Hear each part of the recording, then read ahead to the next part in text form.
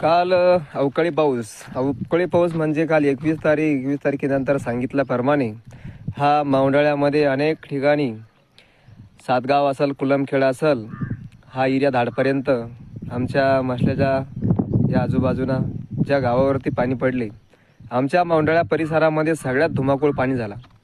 कारण की तुम्ही अक्षरशः पाहू शकता, या मावंडाळ्या गावामध्ये असा पाणी पुऱ्या बारिशमध्ये झाला नाही मित्रांनो. हेक्टरी 50,000ची गरज आहे. ह्या सरकारने 10-10, 12-12 हजार रुपये टाकणं सुरू केले 2 हेक्टरले. अशी परिस्थिती निर्माण झाली. आज हे कंस पाण्यावर तरंगले. ही मावंडाळ्याची बातमी आहे. जिल्हा बुलढाणा, तालुका बुलढाणा आहे, चिखली मतदारसंघ आहे. अनेक गोष्टी झाल्यानंतर छोट्या मोठ्या गावावरती कोणी लक्ष देत नाही.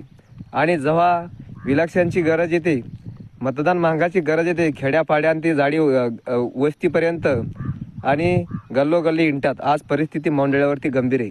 अनेक शेतकऱ्यांचा कापसाचा असेल, अनेक शेतकऱ्यांना हॉलिस्टीननं मक्का काढून पट्ट्यावर टाकलेली त्यांचं नुकसान झालेलं आहे.